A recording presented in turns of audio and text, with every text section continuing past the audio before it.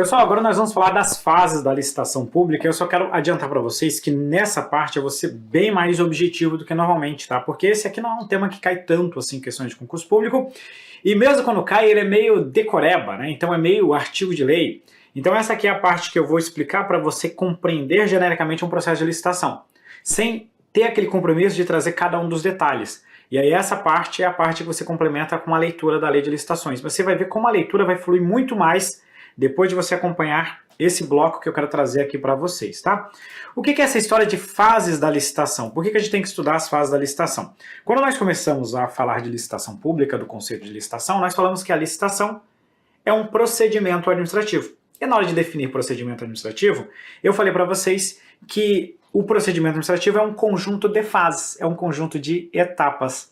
Então a licitação pública, você tem toda uma história que começa lá com o planejamento, com a preparação, você vai divulgar o edital, você vai ter determinadas fases mais ligadas aqui à parte competitiva propriamente dita, com a apresentação das propostas, julgamento das propostas, a habilitação, fase de recurso e depois o encerramento da licitação pública. Então sobre isso nós vamos estudar a partir de agora, tá?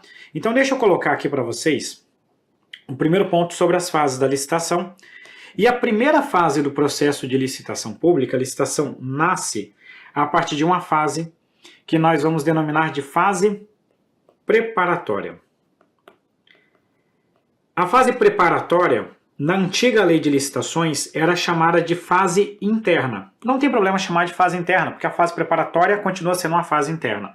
Mas, essencialmente, a nova lei de licitações ela traz um artigo que diz pra gente que a fase preparatória é caracterizada pelo planejamento da licitação.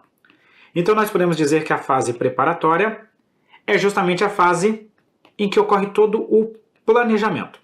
Eu vou fazer mais ou menos uma analogia com o que acontece dentro dos concursos públicos. Aí vai ficar um pouquinho mais fácil para você entender como é que funciona essa tal da fase preparatória. No concurso público, nós temos a publicação do edital, né? Claro que hoje em dia o concurseiro ele não é bobo, ele estuda bem antes de o edital sair. Mas, teoricamente, nós tomaríamos conhecimento da realização desse concurso somente a partir do edital. Então, teoricamente, nós iríamos efetivamente estudar para esse concurso público após o edital. Mais ou menos isso, né? Antes disso, eu pergunto para vocês, a administração não fez nada em relação a esse concurso? Óbvio que fez. Nós tínhamos todo um procedimento de definir a quantidade de vagas, né, autorização para realização do concurso público, especificar quais são os requisitos, óbvio que já está em lei, mas detalhar isso, especificar o edital, o conteúdo programático, tem todo um trabalho, escolher a banca organizadora, definir as datas, etc. e tal. Toda essa fase de planejamento para que no momento que sai o edital, o planejamento que a administração fez já está todo feito. Agora é execução desse planejamento. Na licitação pública nós também temos isso.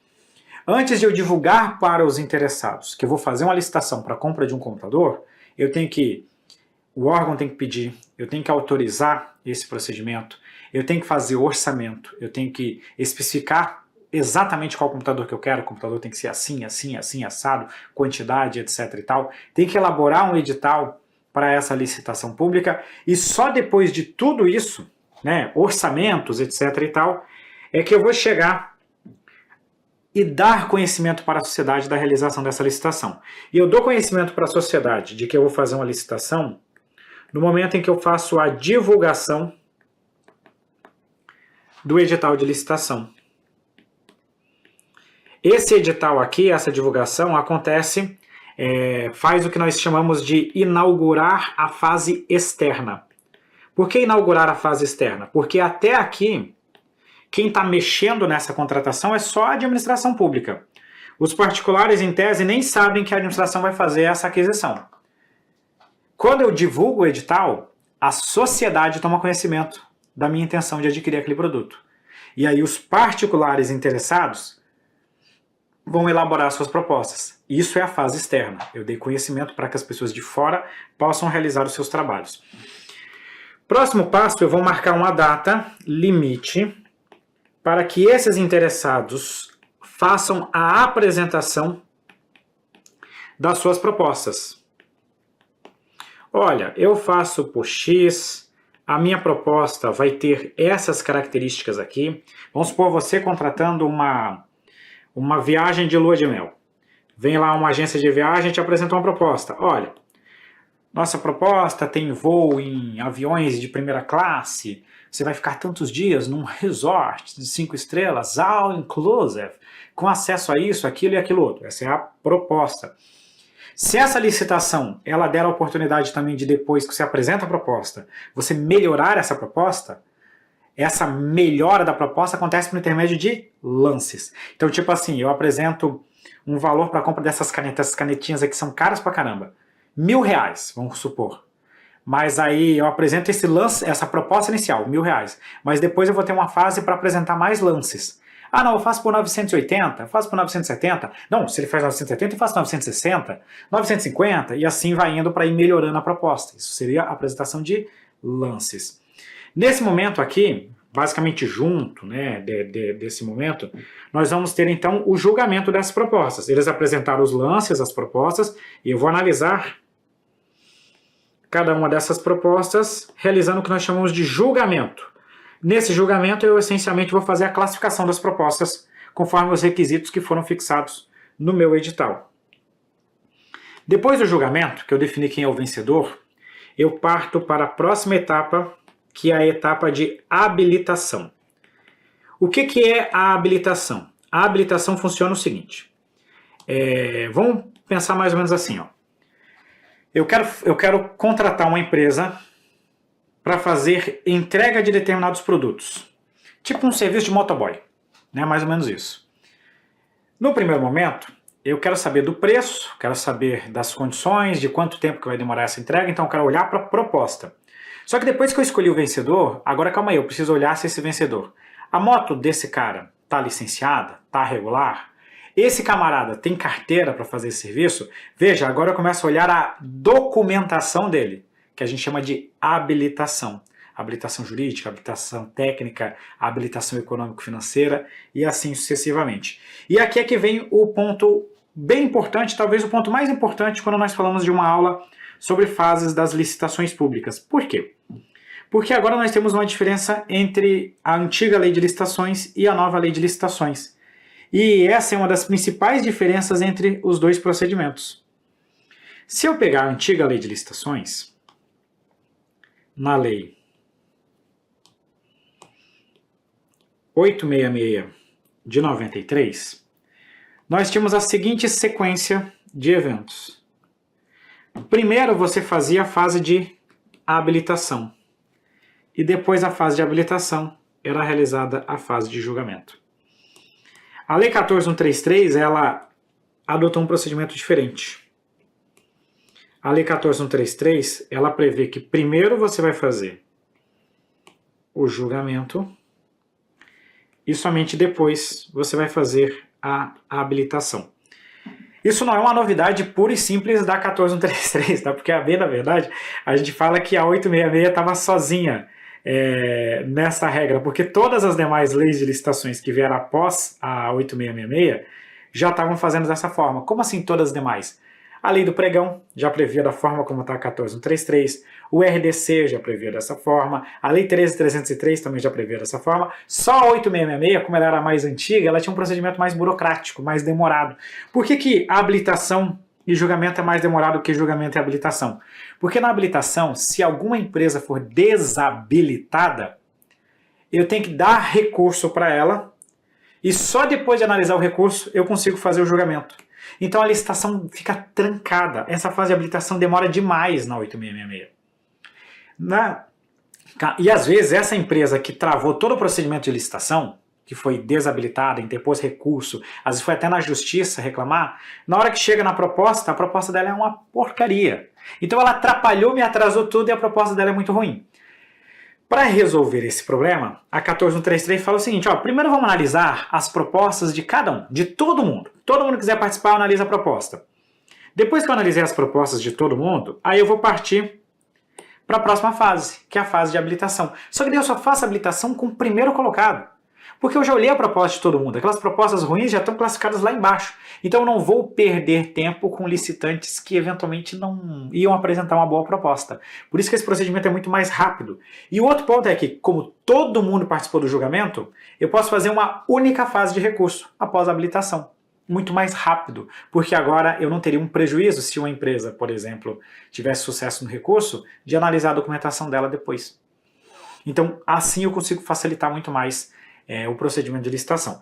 A lei de licitações, apesar de prever essa regrinha, ela permite que, mediante decisão fundamentada, você coloque a fase de habilitação para cá. Ou seja, você adote o mesmo procedimento que seria o da 8666. Você puxa a habilitação para antes do julgamento. Que na prática é puxar para antes do julgamento da apresentação das propostas e lances, né? Porque você vai fazer aqui a habilitação e depois você vai analisar as propostas e o julgamento dessas propostas, tá? Então ela permite esse tipo de procedimento se houver justificativa, depois eu falo um pouquinho mais sobre isso. Número 6. A fase número 6 é a chamada fase recursal. Aqui é onde eu vou fazer o recurso. E a lei de licitações tem uma outra característica interessante que eu quero que você anote. Ela tem o que nós chamamos de fase recursal única. O que eu quero dizer com isso? Na 8666, nós teremos duas fases de recurso. Uma após a habilitação, outra após o julgamento. Na 14133 é uma única fase de recurso após a habilitação, seguindo um rito semelhante ao que acontece no pregão também, tá? Que acontecia no pregão da 10520, que agora o pregão também está na 14133. E por fim, a fase de número 8 é chamada na lei de licitações de homologação. A fase de homologação, que é quando a autoridade competente vai analisar se o procedimento foi lícito, se o procedimento está de acordo com a legislação. O mais adequado seria chamar isso aqui de encerramento. Tanto que no artigo das fases a lei chama de homologação, mas no capítulo ela chama de encerramento. Eu digo que seria mais adequado chamar de encerramento porque não necessariamente você vai homologar todas as licitações. Se tiver uma nulidade, você pode mandar corrigir ou pode anular a licitação a depender do contexto, revogar e etc e tal. Mas se chamar de homologação não é nenhum problema para a gente. Esse rito, veja que isso aqui são as fases da licitação pública, ele tem um nome, tá? A lei de licitações batizou isso aqui de rito procedimental comum. E a lei de licitações ela diz que esse rito procedimental comum é o rito que é adotado na modalidade pregão ou ainda na modalidade concorrência. O pregão e a concorrência que adotam esse procedimento que nós estamos vendo aqui. Tá? Esse aqui é o procedimento do pregão da concorrência. E as demais modalidades? Cada uma delas tem o seu próprio rito. Você tem um rito específico para o diálogo competitivo, um rito específico para o concurso, um rito específico para o leilão. E o rito procedimental comum é esse adotado no pregão e na concorrência. Certo? Vamos avançar e vamos resolver uma questão. Tá? O rito procedimental comum, previsto na Lei 14.133, aplica-se às licitações realizadas na modalidade pregão, concorrência, concurso, leilão, mas não se aplica ao diálogo competitivo, que deverá seguir rito especial. Toma cuidado. O rito comum, o rito procedimental comum, é só do pregão e da concorrência. Concurso e leilão já tem as suas regras próprias, diálogo competitivo já tem as suas regras próprias, por isso que essa questão aqui está incorreta. Beleza, e essa figurinha aqui faz um resumo, mais ou menos, do que nós vimos até agora, tá? Nós temos a fase preparatória, divulgação do edital, a apresentação das propostas e lance, se for o caso, julgamento, habilitação. Pode acontecer a inversão, se houver ato motivado, que é você realizar a habilitação antes da apresentação das propostas e lances, tá? Isso aqui eu chamo de inversão. A lei de licitações chama de inversão. Mas pode aparecer também na sua prova a expressão, olha só que expressão danada, desinversão. Por que desinversão? Porque aqui, quando eu falo de desinversão, eu estou comparando a 866 com a 14133. Porque quando eu comparo os dois ritos, eu posso dizer que a lei de licitações, eu vou jogar isso aqui para baixo para ficar melhor, a nova lei de licitações, ela fez uma inversão em relação ao 8666. Então, quando eu volto ao procedimento da 8666, eu estou desinvertendo. É lógico que quando eu olho só para 14133, eu vou chamar isso de inversão, porque o procedimento da 14133 é o julgamento e depois a habilitação. Eu fazer a habilitação antes é uma inversão. Só que se eu estou comparando um regime com outro, é uma desinversão. É a mesma coisa, é só um modo de falar. Se a questão de prova te chamar de inversão ou de desinversão, é a mesma coisa. Tudo tranquilo, não precisa se desesperar. É essa a mensagem que eu quero deixar para vocês. E agora vamos resolver uma questão. Em regra, né, após a fase de habilitação, nas licitações disciplinadas pela Lei 14.133, será realizada a fase de apresentação e julgamento das propostas. Errado, porque eu falei aqui, ó, em regra. Em regra, é primeiro a apresentação e julgamento e depois a habilitação. E não como está dizendo a questão. Ela inverteu os conceitos, por isso que está errado. E agora, eu vou chegar aqui a duas particularidades dos procedimentos da nova lei de licitações. Começar lá no artigo 17, parágrafo 2º. O artigo 17, parágrafo 2º, ele tem um comando que fala para a gente o seguinte: dentro da nova lei de licitações, a regra é que a licitação seja realizada na forma eletrônica. Esse é o procedimento preferencial. Você pode adotar a forma presencial só de forma excepcional. Por que isso é importante? Por que você tem que ficar atento a isso? A 8666, ela não tinha previsão de procedimento eletrônico. É só você pensar, ela é de 93. Em 93 mal tinha internet. Hoje em dia ainda se fala que há locais nos rincões desse Brasil que não tem acesso à internet. Imagina em 93. Só que aí depois nós tivemos em 2002 a Lei 10.520, que já previa a possibilidade de adoção de procedimento eletrônico. Em 2005, esse procedimento eletrônico foi regulamentado. E aí o pregão ele passou a ser adotado quase que como regra dentro da forma eletrônica. Mas a 8666 ainda tinha concorrência, ainda tinha tomada de preços, ainda tinha convite, ainda tinha o leilão, tudo sendo realizado de forma presencial. A nova lei de licitações acaba com essa cultura. Independente da modalidade, pode ser concorrência, pode ser pregão, pode ser diálogo competitivo, pode ser leilão, pode ser concurso, o procedimento é eletrônico para todas as modalidades de licitação. Tá? Então a gente pode colocar aqui, ó. Quando eu falo forma eletrônica, eu estou dizendo aqui, ó, para qualquer modalidade de licitação. Então não é só uma exclusividade do pregão, como acontecia anteriormente. Posso fazer de forma presencial? Pode, se houver um ato motivado, uma justificativa para isso. Hoje em dia eu acho assim bem forçada essas justificativas, né? Muito difícil de alguém conseguir me provar que precisa ser presencial. Presencial na maior parte das vezes, desculpa com o perdão da palavra, ou é para restringir a competição, às vezes até bem intencionado, apesar de ser errado, ou então é para mutreta, né? Então raríssimas as vezes em que haverá de fato uma justificativa, não estou dizendo que não pode existir, mas raríssimas serão as situações que demonstram uma inviabilidade e uma desvantajosidade da forma eletrônica. Até porque, hoje em dia, dá para você, com um celular, em qualquer canto, uma criança de 8 anos consegue pegar um celular e fazer uma live. Imagina a administração pública fazer um procedimento eletrônico de licitação. Se adotar a forma presencial, tem que ter o registro em ata e tem que ser gravado em áudio e vídeo. A lei não chegou, a lei poderia ter ido além e ter exigido que essa gravação, na verdade, fosse uma transmissão, de tão fácil que é fazer transmissão hoje em dia. Mas ela só exigiu a gravação em áudio e vídeo para que a sociedade possa depois acompanhar, tá? E o outro...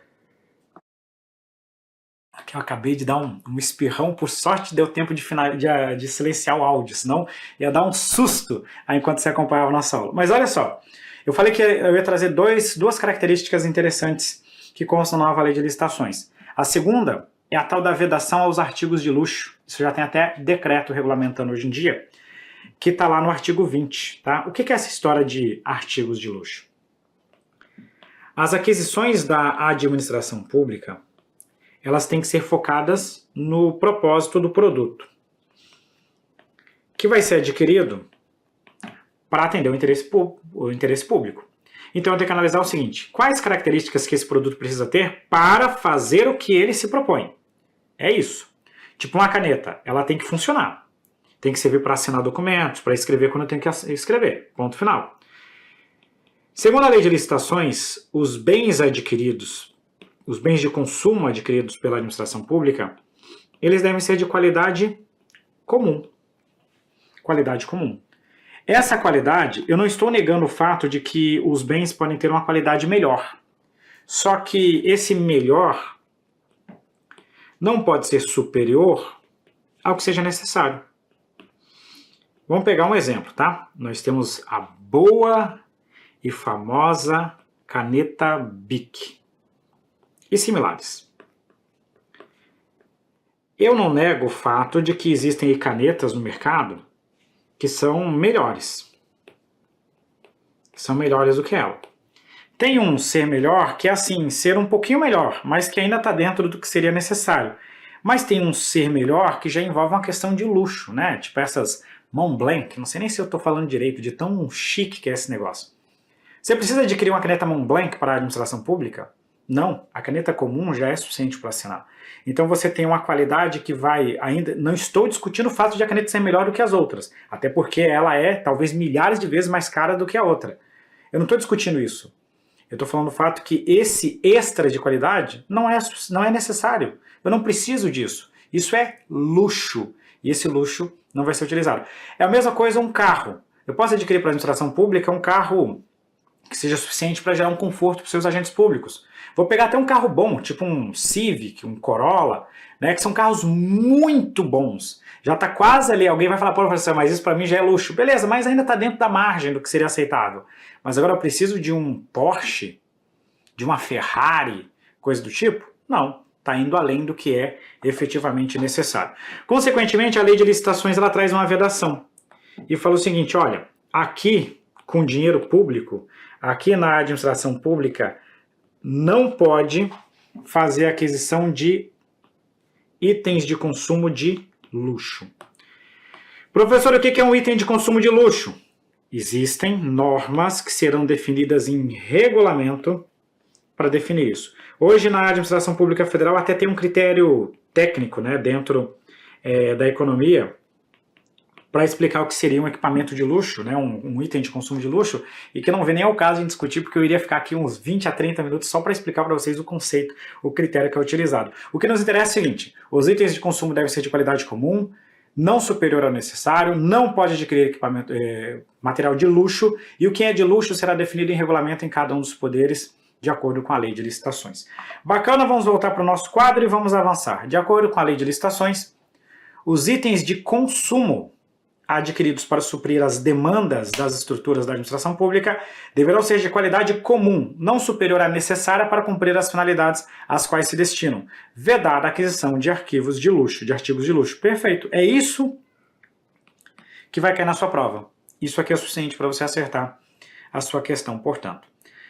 Outra coisa, né, avançando agora com as fases da licitação pública. Eu vou trazer aqui para vocês uma regrinha sobre a realização das audiências e consultas públicas, tá? Genericamente falando, audiência e consulta pública entra naquilo que nós vamos chamar de participação popular. A sociedade tem que ser convocada para participar, para conhecer, para discutir, para apresentar ideias. Isso pode acontecer por intermédio de audiências e de consultas públicas, e a lei de licitações trouxe essas regrinhas para a gente. E o que vai constar na lei de licitações, tá? Aqui, como é um assunto, um tópico que deve ser mais decoreba, eu já trouxe direto as informações para vocês. Na antiga lei, existia um critério para realizar a audiência pública. O que é a audiência pública? É uma sessão que eu vou chamar assim, ó, entre aspas, de presencial. Eu digo hoje em dia entre aspas de presencial, que o mundo pós-pandemia mudou bastante, né? Então você pode fazer uma audiência pública que é online também. Mas qual que é a diferença da audiência pública para a consulta pública? Na consulta, você tem um período em que você disponibiliza para as pessoas a possibilidade de formularem sugestões. Então não é um evento, mas um período para você preencher formulários, para você mandar e-mails, para você mandar mensagens, para você sugerir. Então normalmente é documental. Eu entro no site para consulta, vejo quais são os artigos. Está acontecendo muito com os regulamentos da lei de licitações. A administração pública federal pega a minuta do regulamento, joga na internet, e você pode entrar lá no site e apresentar sugestões para cada um dos artigos. Isso é uma consulta pública. Veja, ela é documental. E o que é a audiência pública? É um evento.